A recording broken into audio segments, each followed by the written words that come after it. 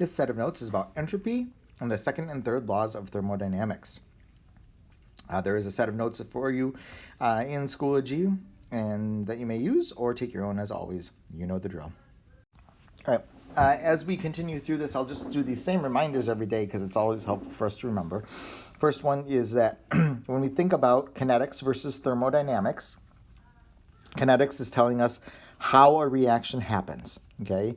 What are the mechanisms? What are the rates? In other words, it's telling us what happens between the beginning and the end of the reaction. What kind of intermediate states do we have? Things along those lines. Thermodynamics tells us if a reaction happens and beginnings and ends. So in other words, what is the difference between the energy at the beginning and the end? What is the ratio of the mixture of reactants versus products at the beginning and the end? In other words, what is the equilibrium? And the thermodynamic favorability. Is this reaction spontaneous or not spontaneous? Okay, so and when we think about a chemical reaction, again, two things we're looking at. Kinetics, what happens between the beginning and the end, and thermodynamics, what's the situation at the beginning and the end. Second is just a reminder from our notes from yesterday. Reminder what we mean by spontaneous or thermodynamically favorable processes. It happens without outside intervention. It just happens. Once you start it, it goes, okay? And it's irreversible. It cannot be undone in the same way that it was done, okay? Non-spontaneous reactions or processes require outside intervention. They require work to be done. So what determines if a process is spontaneous? What determines if it just happens or not? Well, the answer to that is thermodynamics. Okay, and again, our main measures of thermodynamics are enthalpy, which we've talked a lot about this year in different processes, and entropy, which we've only talked a little bit about.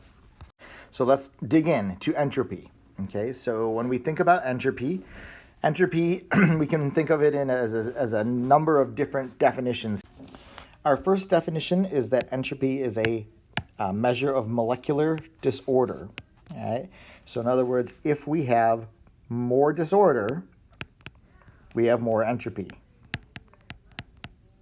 Less disorder, or in other words, more order, we have low entropy. Okay?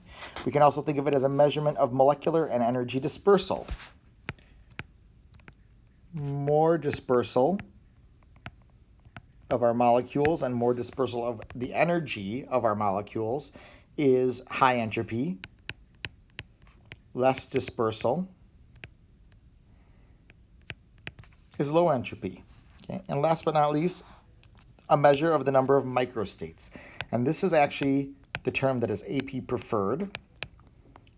So we'll try to go in that direction even though we won't always succeed. Okay? And so in other words, more microstates is high entropy, less microstates is low entropy, which begs the question then, what in the world is a microstate? So we'll dig into that next. Okay. So as we think about entropy, whether something has disorder or has dispersal or has a bunch of microstates depends on both positional and motional energy. The more arrangements that a system can have, the greater entropy it will end up with. Okay, those arrangements are called microstates. Okay, so the more arrangements that we can have particles in, the more types of motion that the particles can have, the more arrangements we'll have. So let's dig in again to positional and motional energy just a little bit more. Okay, so positional energy is the number of different possible positions objects can have. So if we think about the two molecules in the two bulbs below, the red and the blue molecule are in the left bulb, nothing is in the right bulb. Okay, how many possible arrangements do we have at this point in time? Well, we only have one, the red and the blue on the left side. Okay, if I open up the stopcock though, what arrangements are possible? Think about it for a minute. Right, hopefully if you did, you recognize that we could have these two molecules on the left. We could also have an arrangement in which we have the red and the blue on the right. We could have an arrangement where we have the blue on the left and the red on the right, and we could have an arrangement with the red on the right and the blue on the left. I got my lefts and rights mixed up there. That's okay. You get the point, okay? So if we open up the stopcock, we suddenly have more possible positional arrangements. All told, we end up with 4, right? 4 possible different arrangements. We can think of those different arrangements as microstates. So which system has more entropy? The one that we had at the beginning with the stopcock closed, or this one with the stopcock open? Well, obviously this one, because there's more possible positional arrangements. Okay. So once again, which has more possible microstate states? Obviously, or B. Okay, which has more entropy? B, more positional microstates. Okay. So the more possible positions that particles can be arranged in, the greater the entropy. Okay. Example of this is in thinking about states of matter. Which state of matter, thinking about the particles, has the most possible particle arrangements? Okay. Hopefully you can very quickly say it's got to be the gas, right? Those gas particles can be in all kinds of different positions within this container because they're moving around freely. Okay. Solid particles, not very many positional arrangements. They get a little bit of vibration within their lattice, but mostly they're locked into position. So again, this would be most arrangements, most empathy, right? Entropy. All right. The other kinds of energy that tells us whether something has more or less entropy is motional energy. And motional energy just talks about the different ways that particles can move. Okay, now you may remember earlier this year we talked about this one, especially when we were talking about spectroscopy. Okay, so we know that molecules can move in different ways. They can move in a translational way, which basically means molecule goes from place A to place B. That would be a translational motion. We know that they can vibrate. Okay, the molecules can sit there, and if we've got a molecule that has multiple atoms in it, you'll remember my little vibrational dance, right? Up, down, left, right, one in, one out, etc. So different ways that atoms within a molecule can vibrate is another place where we have motional energy. And last but not least, rotational energy. Okay, rotation of the molecule around the axis. So if something is spinning, again, that's another kind of energy that it could have. So every different way that an object can possibly move is another possible microstate. It's another way that they can have a difference in motional energy. So Boltzmann, from our Maxwell-Boltzmann diagram fame, envisioned the motions of a sample of molecules at a particular instant in time. Okay, so if we took a picture, a snapshot of all the molecules at one moment in time, that would be the idea of thinking of that as being a single microstate of that thermodynamic system of whatever is going on at that point in time. If we took a picture in a moment later, we would notice that all the particles have moved in some way, shape, or form. So again, that's going to create another microstate. So motions create huge numbers of microstates. More motion, more entropy. Okay, so the more that particles are moving and vibrating and rotating, the more entropy they're going to have. So if you think about that, if you think about positional and motional entropy, describe matter with the lowest entropy possible. What conditions would allow that to be possible? Okay, so what kind of particle would have the lowest entropy possible, and what conditions would allow that to be possible? Put that on the left side of this, then come back. Okay, so hopefully, if you did this, you'll recognize that the lowest possible entropy possible would be particles that were, 1, locked in position, and not moving. Okay, so in other words, motionless, and ordered. Okay, motionless and ordered. What conditions would allow this to be possible? So how would I get particles to get less and less motion until they eventually become motionless? How would I get them to stick together? Okay, hopefully you understand this, is by dropping the temperature. So that brings us to our third law of thermodynamics. I know we haven't talked about the second yet. It's coming. okay? But basically the third law of thermodynamics says that a pure crystalline substance at absolute zero has zero entropy. Why? Well, again, at absolute zero, there is no motion, okay?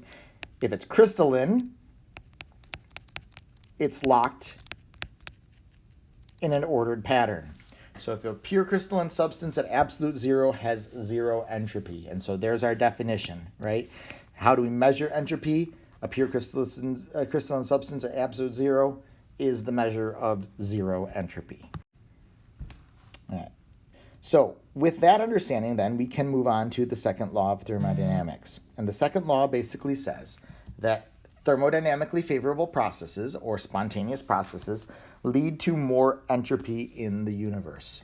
Okay? So if something is thermodynamically favorable, it will result in more entropy. Okay? So if something is thermodynamically favorable or spontaneous, it just happens. So that means that greater entropy just happens. Things in the universe tend toward entropy. And that's because there's a greater probability of a disordered state if a situation is just left alone. Okay? So you can think about this a couple different ways. If I have a bunch of particles in a box, okay, which case is more probable, to have the particles arranged as they are in the left box or in the right box? Well, hopefully you can see the left box is going to be more probable. The disordered state is more probable. Okay? Or, in other words, if we toss bricks off a truck. So you got a bunch of bricks off the back of the truck, you toss it, and once you get that process going, it's thermodynamically favorable. It's going to just happen. And when those bricks land on the ground, landing in a state of disorder is way more probable than them landing in a perfectly stacked pile. And so as a result of that, we know this is more likely because things in the universe tend toward a more disordered state, because that is more likely to happen than the ordered state. Or in AP terms, because this state has the greater probability of having more microstates than this state.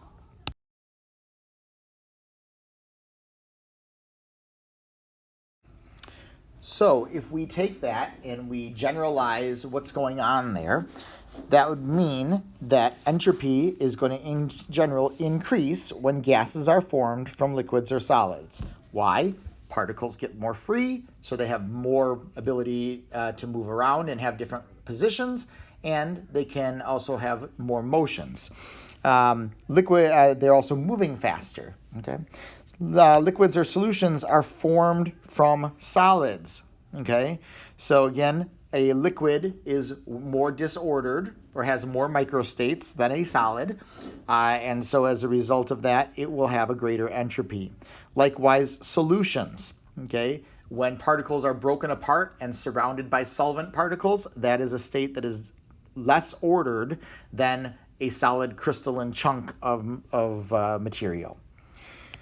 Entropy will increase when the number of gas molecules increases, right? More particles means more possible positions and more possible locations. So again, the number of gas molecules increasing will increase entropy. And in general, the number of moles increases. So same kind of idea here. Number of moles of any particle of any substance increasing will result in us having more entropy changes because we have more particles. Okay. So one last note here about solutions. Okay, solutions overall are a more disordered state than the stuff that they come from, but you got to kind of break it down a little bit more here. Okay, so if you think about this, water becomes less free. Okay, so it had before the particles were just freely moving around. When we dissolve an ionic solution, those particles now interact with the water particles, and there's a little bit more ordered. So the water, actually, the entropy of it goes down a little bit. However, the crystal lattice of ionic compounds becomes much, much more disordered. Okay, so there's a giant increase in the entropy of that. So when a solid is dissolved in a solvent, entropy usually increases. Those are your basics about entropy, the second law of thermodynamics, and the third law of thermodynamics.